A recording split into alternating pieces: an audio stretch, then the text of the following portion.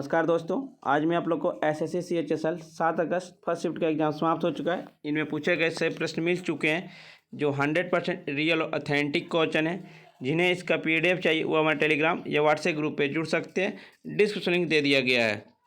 और हमारे टेलीग्राम या व्हाट्सएप ग्रुप पे 2 अगस्त, 3 अगस्त, 4 अगस्त और 7 अगस्त के पीडीएफ प्रोवाइड कराए जाते हैं डेली, वो भी फ्री कॉस्ट में। पहला प्रश्न पूछा गया था फ्रेंड्स आपका, पूर्ण स्वराज की मांग किस अधिवेशन में किया गया था।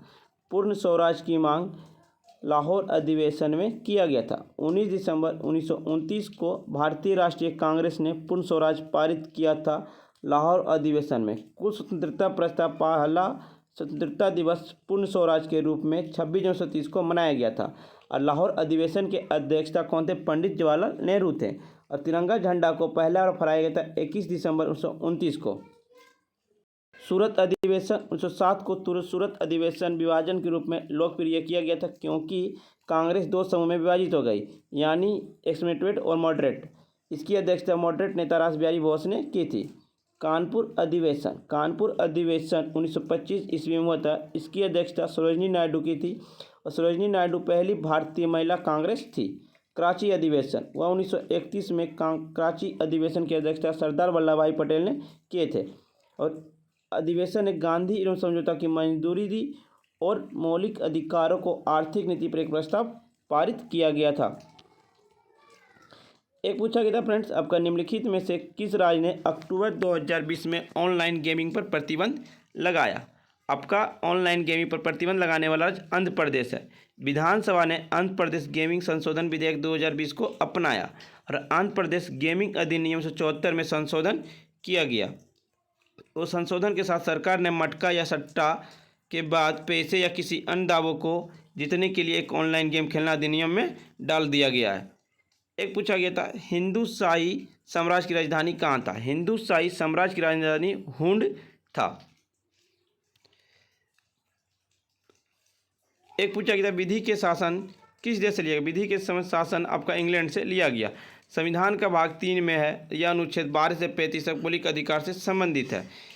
नीति निर्देशक किस देश से लिया गया। नीति निर्देशक तथा आपका आयरलैंड से लिया गया।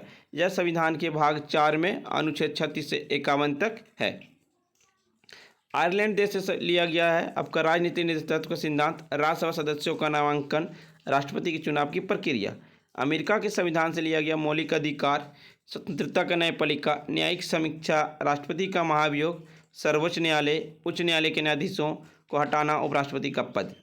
फ्रांस के संविधान से लिया गया गणतंत्र, प्रस्तावना में स्वतंत्रता, समानता और बंधुत्व का आदर्श। ब्रिटेन से लिया गया आपका संसदीय सरकार, कानून का शासन, विधायी प्रक्रिया, एकल नागरिकता, कैबिनेट प्रणाली, विशेष अधिकार रीट, संसदीय विशेष अधिकार, द्विसदीय प्रणाली। एक पूछा गया था, सिंधु नदी का उद्गम स्थल कहाँ है। सिंधु नदी का उद्गम स्थल आपका तिब्बत के चीन में मानसरोवर झील से निकलती है। यह तिब्बत, चीन, भारत और पाकिस्तान में बहती है। अंत में यह नदी कराची, पाकिस्तान के पास अरब सागर में गिरती है। सिंधु नदी की लंबाई 3180 किलोमीटर है और सिंधु नदी का ऋग्वेदिक नाम भी सिंधु है। सिंधु नदी को बाईं ओर से सहायक नदियाँ जास्कर, झेलम, चिनाब, रावी, ब्यास और सतलज। दाईं ओर से सहायक नदियाँ श्योक, गिलगित, हुंजा, काबुल, स्वात, कुरम।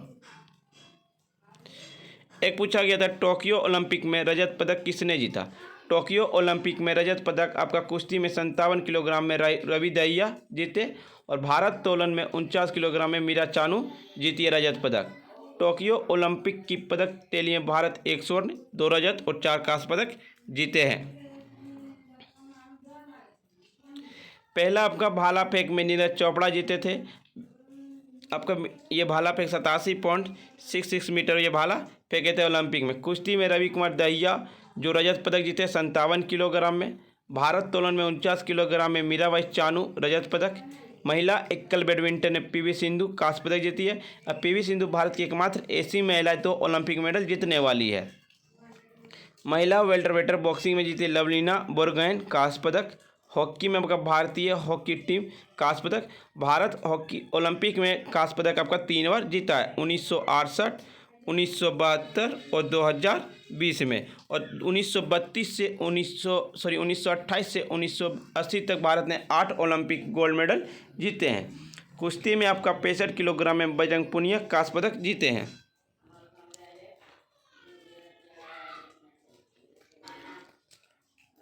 एक पूछा गया था सल्फर का इलेक्ट्रॉनिक विन्यास कितना है, 286 है।